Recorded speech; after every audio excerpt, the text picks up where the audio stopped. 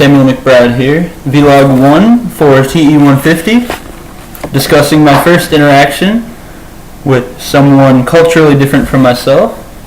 I'm going to start out by answering the questions posed to me originally by you, Shannon. I want to thank you and Emma for giving me the opportunity to complete this assignment and earn my credit.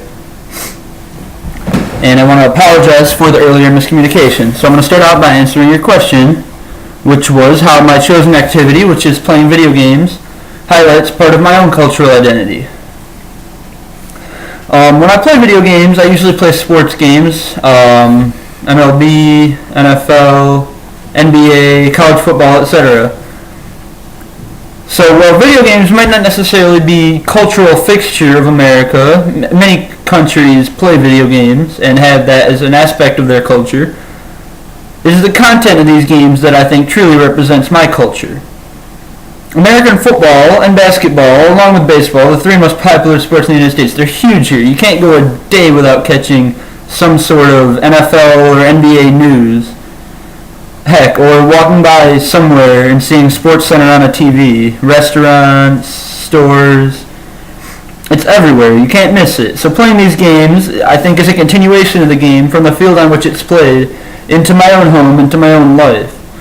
I think it's the game, the culture behind these games rubbing off on me and becoming an even greater part of my culture every time I read about these sports or play these games.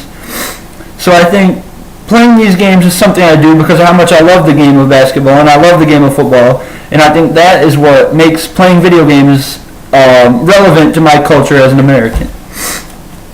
So I'm going to move on to the content of video log 1, discussing the actual interaction I had. So the interaction I had was with my friend Niket. He is a year younger than myself, and he is from India. He was actually born there. So my interaction began when Niket came over. We played Xbox, we played Madden and NBA 2K. In total we played probably for about 3 hours. We also had a discussion about some of the specific cultural differences between he and myself, with him having been born in India and having parents who spent much of their lives in India.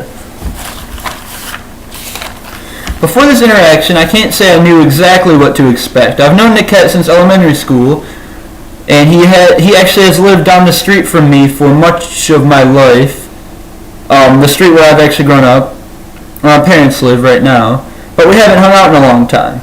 When we were younger, we used to, myself, Niket, and a lot of the neighborhood kids would gather for games of pickup soccer. Niket's a big fan of soccer and actually played competitively for several years.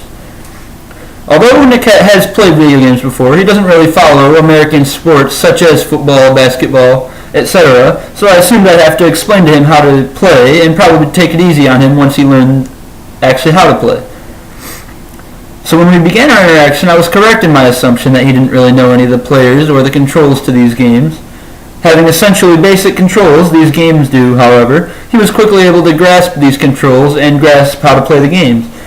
I didn't give him my fullest effort in order to keep the game fun and entertaining for both of us, and I think that's really the objective here, is that we both appreciate and respect and enjoy participating in each other's cultures. So I was glad to see that after a little bit of playing, he did actually appear to be enjoying himself.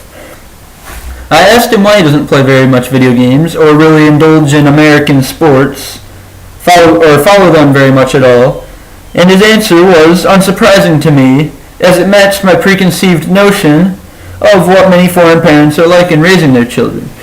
This is due in large part to a friend I had when I was much younger, also elementary school, who also immigrated to the United States. He was from Romania, and his parents were very strict. They didn't allow him often to spend time the way he would maybe choose himself, but rather his time was very structured, and learning and gaining education from his experiences always was of the utmost importance. Niket's parents, he says, don't want him to spend time on activities that don't contribute to making him a better adult and a more well-rounded scholar in the future. Basically, they view such activities as a waste of time. This very much differs from my own experience because although my parents, obviously, as their child, want what's best for my future and they want me to spend my time in a productive manner, in a manner that betters myself, They see leisure as an acceptable activity within reason, of course. This got me thinking the difference between his own family and mine, because I don't really know what I'd do if I didn't spend so much time playing video games and watching TV. I certainly believe I'd be bored a lot. And I do believe, however, that I'd probably spend more time doing educational and probably brain-stimulating activities if I didn't spend so much time staring at screens. So, in a way, it could potentially probably be better for myself. After the experience, I was glad I'd talked to him because it gave me some perspective as to how others live their lives, in ways in which others may see the things that I'm so accustomed to in my household or my own culture as potentially unorthodox or strange ideas, or ways in which we do things that maybe in other cultures aren't so normal. This is good. It's good that this gave me some perspective, because I think perspective is always a good thing to have. You never want to be narrow-minded. You always want to have an understanding for the way in which others do things and the way in which they view the world that may be different from the way in which you were taught. It also makes me, this interaction also made me wonder if maybe Americans do spend too much time using electronic devices, because many people seem perfectly content domestically and throughout the world without using them to the extent that we do here.